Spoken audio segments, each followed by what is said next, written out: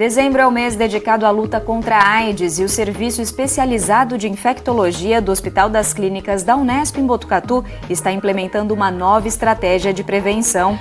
É a PrEP, profilaxia pré-exposição, uma medicação distribuída gratuitamente. Quem nos dá mais detalhes é o médico infectologista Alexandre Naime. E ainda hoje, o grupo de pesquisadores da Unesp em Presidente Prudente utiliza drones para monitoramento ambiental. O Unesp Notícias começa agora.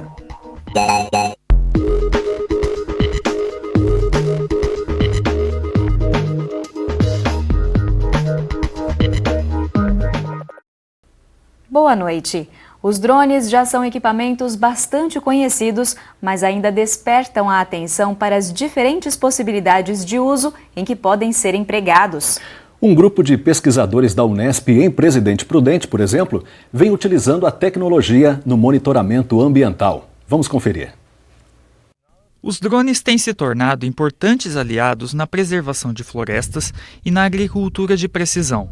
Atentos a isso, pesquisadores do CERT, o Grupo de Sensoriamento Remoto e Tecnologia da Informação Espacial para o Monitoramento Ambiental, da Unesp em Presidente Prudente, realizam estudos e desenvolvem tecnologias para ampliar as possibilidades de uso desses equipamentos.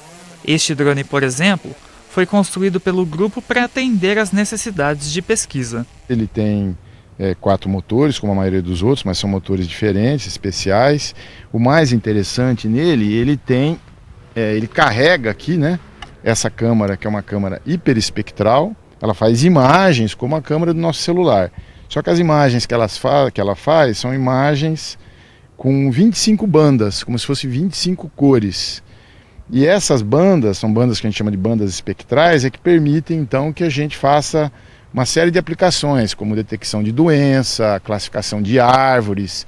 Por meio de voos como este, feito no campus de Presidente Prudente, especialmente para essa reportagem, é feita a captura de imagens. Do céu, elas vêm diretamente para esses computadores, para serem processadas.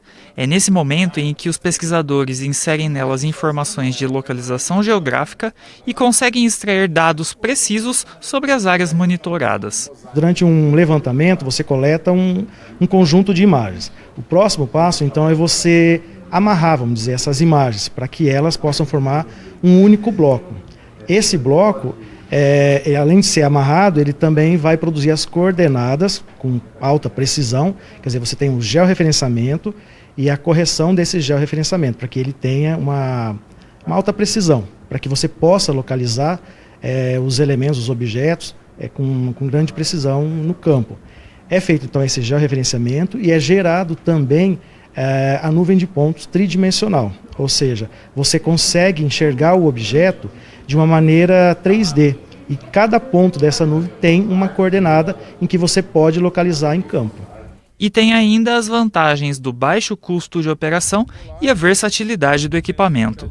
Em relação ao satélite, que está a 800 quilômetros, a vantagem é que a gente não pega as nuvens, a gente voa abaixo das nuvens, a um custo muito menor e quando nós queremos. Então, se eu quiser fazer uma imagem agora, eu vou lá e faço. Quando eu vou usar um satélite, eu tenho que esperar o satélite passar.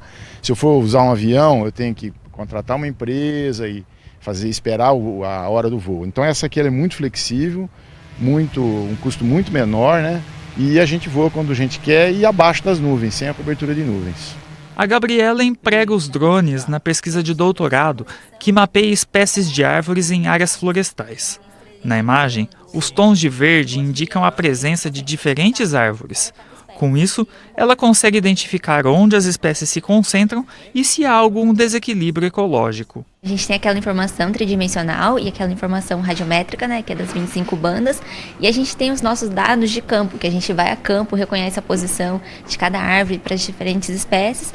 Então a gente tem a nossa referência, tem essa informação tridimensional, a informação de cor, e a gente sabe que para cada espécie de árvore é uma resposta diferente, é uma característica única.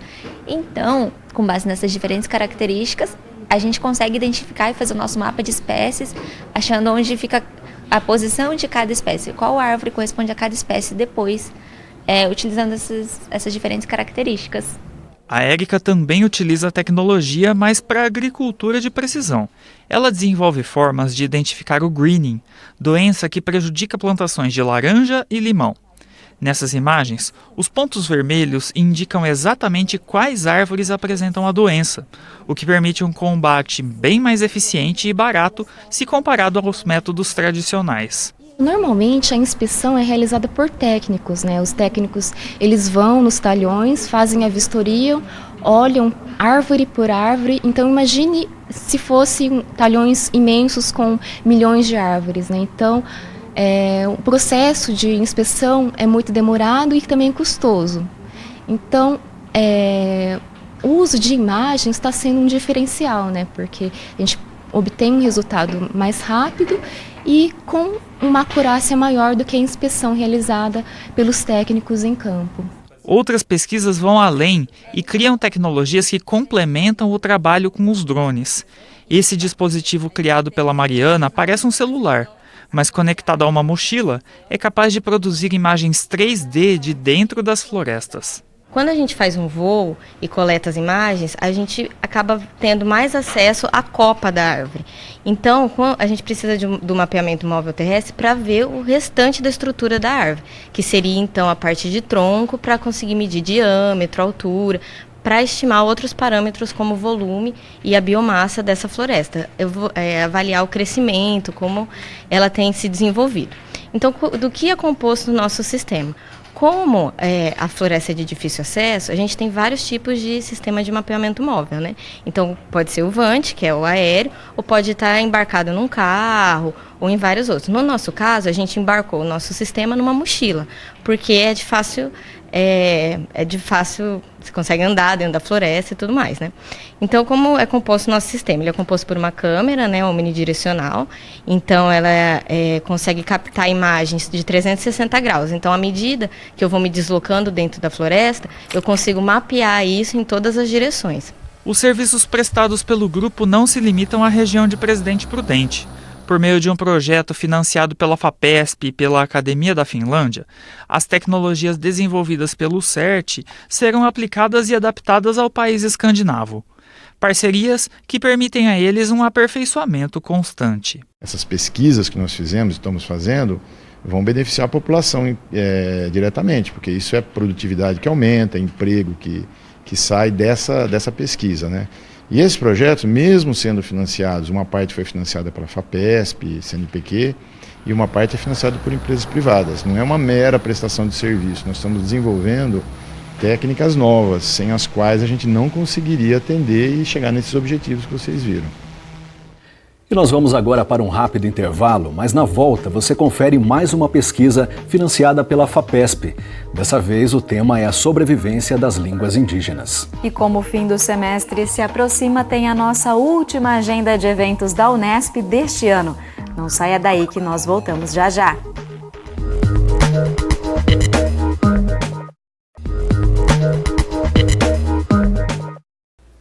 Voltamos e, de acordo com o calendário da ONU, a Organização das Nações Unidas, 2019 é o Ano Internacional das Línguas Indígenas. Aqui no Brasil, apesar da quantidade, foram identificadas 150 línguas indígenas, elas estão ameaçadas. A professora do Departamento de Linguística da Faculdade de Filosofia, Letras e Ciências Humanas da USP, Luciana Estorto, explica o porquê e qual a importância de preservá-las. É o quadro Pesquisa FAPESP.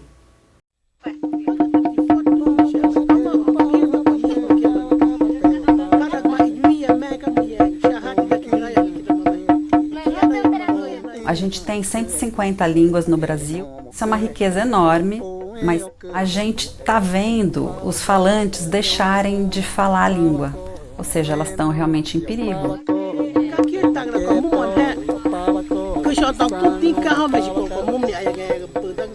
Dessas 150, você tem ainda mais 30 que são nomes de dialetos. Você tem 45 agrupamentos, são 37 grupos de famílias, as áreas multilingües do Brasil, onde as pessoas falam várias línguas, o Xingu, o Alto Rio Negro e a região do Guaporé-Mamoré em Rondônia, e 8 línguas isoladas.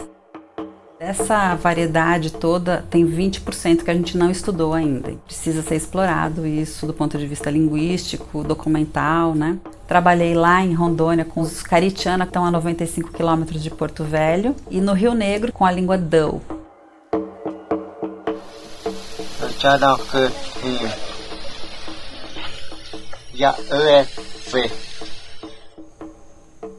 Deu khut ham. Deu oi mong deu khut.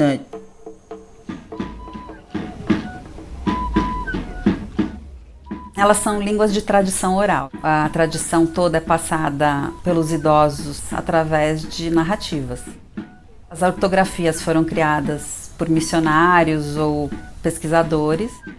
A gente começa com uma lista de palavras que a gente grava e transcreve com um alfabeto fonético que é feito especificamente para transcrever sons, né?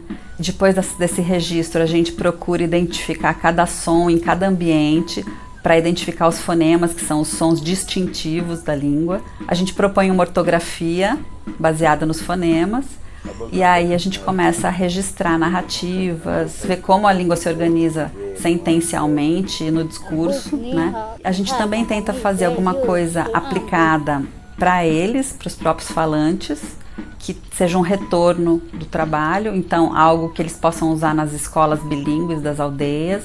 E tem também essa coisa do material de som, de culinária, as tradições, pinturas, artesanais, né? Tudo que a gente puder divulgar.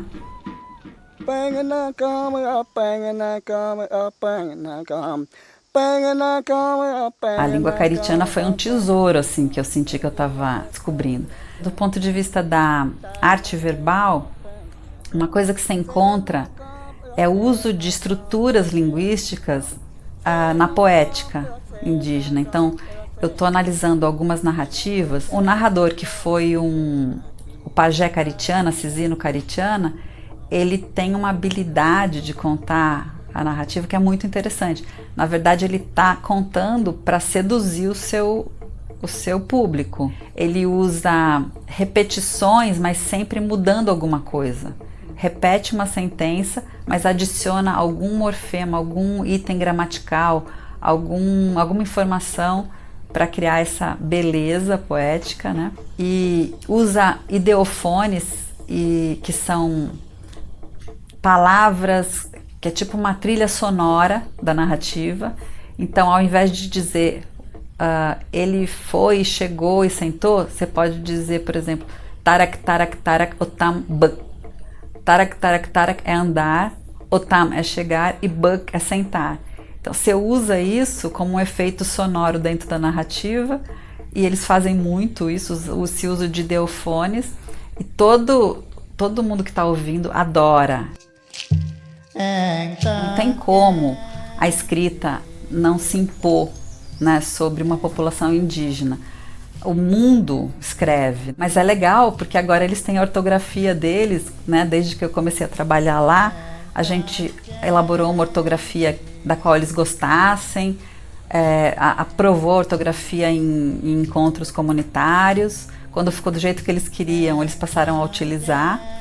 Deixei material para que eles usassem na escola e hoje eles estão teclando caritiana nas redes sociais. Estava pensando em fazer um trabalho de dicionário em que a gente pudesse usar smartphones, em que eles tivessem acesso ao dicionário que a gente está trabalhando, da língua deles, com exemplos, definições, e que eles pudessem adicionar palavras que não estão lá, né? Então aí a gente teria um contato permanente com eles e esse dicionário cresceria exponencialmente se pudesse ter um smartphone na mão de cada jovem, auxiliando a gente a compor esse léxico, né?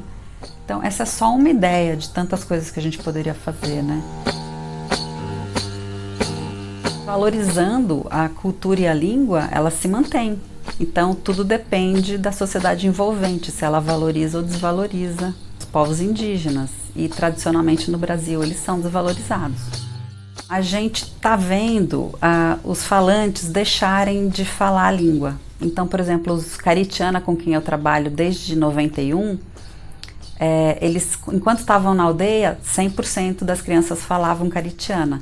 Mas hoje que muitas famílias já foram para a cidade, você tem 60% das crianças que nasceram na cidade não falando mais a língua. Então é uma questão de uma geração para outra você perder a língua, né? É um perigo assim para os próximos 50 anos de desaparecimento. É realmente urgente. A gente pode ser a última geração de linguistas que vai descrever essas línguas.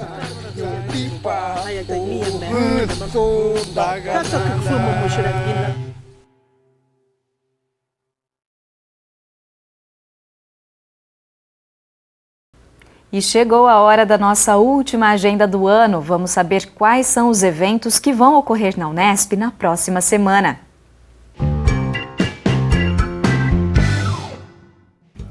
O Hospital das Clínicas da Unesp em Botucatu vai oferecer um treinamento a profissionais de saúde sobre atendimento inicial a pacientes com AVC, o acidente vascular cerebral. Será no dia 10 de dezembro, às 8 da manhã, no pronto-socorro adulto do hospital. Para mais informações, é só acessar a aba Eventos no site da Faculdade de Medicina da Unesp. O endereço é esse que aparece aqui na tela. Já a seção técnica de reabilitação do Hospital das Clínicas vai oferecer um curso na área de fisioterapia ambulatorial e hospitalar. O tema são as alterações na marcha de pacientes com disfunções neurológicas. Será no dia 11 de dezembro, às 10h30 da manhã, na própria seção técnica de reabilitação. O curso tem uma taxa de R$ 15. Na aba Eventos do site da Faculdade de Medicina, você encontra outras informações e também o link para inscrições. Entre os dias 10 e 13 de dezembro, pesquisadores da Unesp em Franca, em parceria com o Museu Histórico Municipal, promovem a primeira Semana de História Regional do Médio Rio Grande.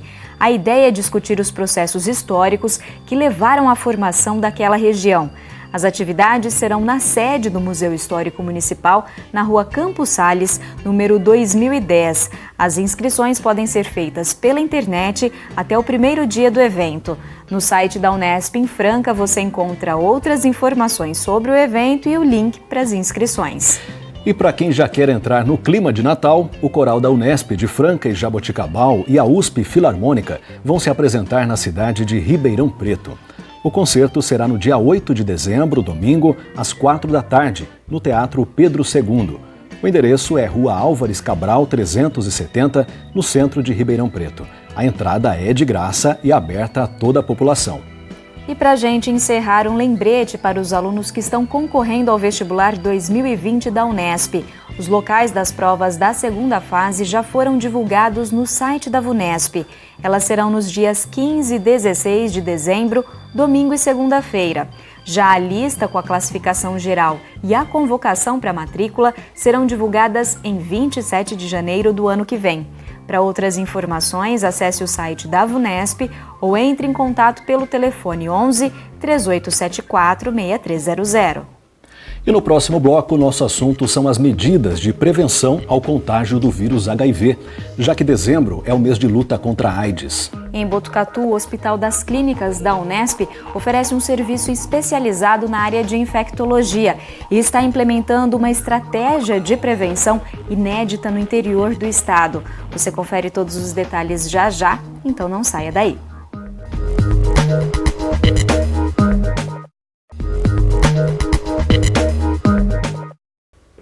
Dezembro é conhecido mundialmente como mês de luta contra a AIDS. Embora a data sirva para nos lembrar dos avanços históricos alcançados pela comunidade científica no enfrentamento da doença, ela também é um lembrete de que essa missão não chegou ao fim. Hoje existe o entendimento de que é preciso fazer mais do que tratar as pessoas já infectadas pelo vírus HIV. É necessário adotar medidas variadas de prevenção ao contágio. É por isso que o SAI, o Serviço de Ambulatórios Especializados, vinculado ao Hospital das Clínicas da Unesp em Botucatu, está implementando uma nova estratégia com essa finalidade. Eu fui até lá para entender como funciona esse trabalho.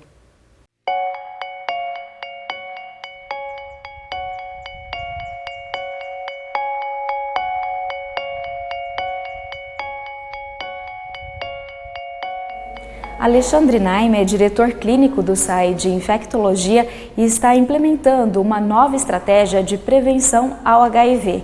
Alexandre, muito obrigada por ter aceito o nosso convite e participar do NASP Notícias. É muito importante dar esse espaço para a gente conversar um pouquinho sobre prevenção do HIV. Então vamos começar, falando qual que é essa nova estratégia e como ela funciona. A PrEP, ou seja, profilaxia pré-exposição ao HIV, é uma forma de proteger o indivíduo que ainda não teve contato com o vírus, mas que está tendo algum tipo de vulnerabilidade à aquisição do HIV. Principalmente aquelas pessoas que acabam tendo relação sexual sem o uso de preservativo por diversas vezes. A PrEP HIV ela é composta de um comprimido ao dia, não tem eventos adversos, não tem grandes tipos de efeito colateral e a pessoa consegue então com essa tomada única diária se proteger em mais de 99% em relação à aquisição do vírus. E tem um público-alvo específico para essa estratégia de prevenção? Sim, existem algumas populações que a gente chama de populações-chave, que são aquelas pessoas que são mais vulneráveis à aquisição do HIV, principalmente homens que fazem sexo com homens, incluindo gays, travestis, transexuais, mas também trabalhadores do sexo, usuário de droga ou mesmo qualquer pessoa que se sinta em vulnerabilidade, que acaba tendo relação sexual sem uso de preservativo. Então, independente da população em que a gente analisa, se a pessoa se sentir em risco de aquisição pelo HIV, se ela tiver essa percepção de risco, ela pode ser candidata ao uso da profilaxia pré-exposição. E em quanto tempo, essa medicação ela começa a funcionar? Essa medicação ela tem que ser tomada diariamente e para homens a partir do 7º dia e mulheres a partir do 20º dia já se encontram níveis protetores em termos de evitar a infecção ou a transmissão pelo HIV. E como que está o processo de implementação dessa estratégia aqui na cidade de Botucatu? Ele é pioneiro aqui na cidade, né? Exatamente. Botucatu é uma das cidades do interior do estado de São Paulo que está recebendo a 4ª onda de profilaxia pré-exposição. O SUS implementou a PrEP HIV a partir de janeiro de 2018 e primeiro foram contempladas cidades maiores, como as grandes capitais São Paulo, Rio de Janeiro, Belo Horizonte, e agora nós estamos entrando nessa 4ª onda de implementação. Nós temos já resultados positivos em relação ao uso do PrEP no SUS, aqui no Brasil. 2 dias atrás, na cidade de São Paulo, foi divulgado alguns dados epidemiológicos mostrando que por 2 anos consecutivos, 2018 e 2019, nós tivemos queda no número de casos novos, porque o município de São Paulo foi um dos primeiros a implementar a PrEP no SUS. Em relação às pessoas que estão interessadas em passar a usar a medicação, o que elas devem fazer? As pessoas que se sentirem em vulnerabilidade, que acham que podem estar sendo expostas ao HIV por conta de sexo sem preservativo, elas podem espontaneamente, sem nenhum tipo de encaminhamento, procurar o nosso serviço, o SAI de Infectologia Domingos Alves Meira, que é um órgão que pertence à FAMESP.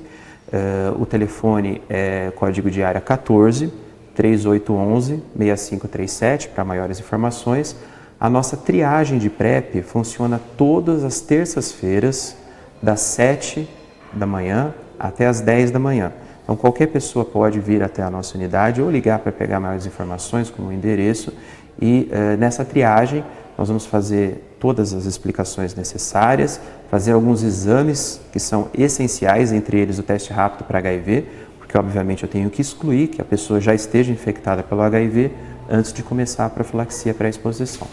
E doutor, sempre é bom lembrar que essa é uma estratégia, é mais uma estratégia de prevenção entre as que já existem, né? Exato. Quando se fala de prevenção do HIV, a gente sempre pensa numa mandala, numa combinação de estratégias de prevenção que incluem sempre o uso do preservativo, a PrEP do HIV, mas também a PEP do HIV, que é a profilaxia pós-exposição, que também é uma estratégia de uso de medicação, mas para aquela exposição que aconteceu há pouco tempo. Então, até 72 horas, se você teve uma relação sexual desprotegida ou se você foi vítima de uma violência sexual, como infelizmente muitas vezes acontece com mulheres aqui no Brasil, ou se você é um profissional de saúde e acabou tendo um acidente ocupacional com agulhas ou vidraria, você deve, na verdade, procurar um serviço de saúde o mais rápido possível, em até 72 horas, e você vai receber por 28 dias, por um mês, uma medicação também profilática.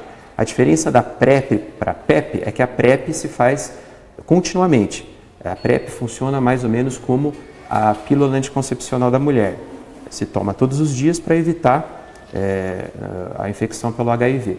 A PEP, ela funciona como uma pílula do dia seguinte. Você toma eventualmente se você se expõe somente em ocasiões bastante distintas. Doutor, muito obrigada mais uma vez pela sua participação aqui no Nesp Notícias. Eu que agradeço a oportunidade de a gente divulgar a prevenção contra o HIV. E é daqui de Botucatu que a gente encerra mais essa edição. Eu desejo a você uma boa semana. A gente se vê na semana que vem, mas continue acompanhando a programação da TV Unesp e também siga as nossas redes sociais. Até lá!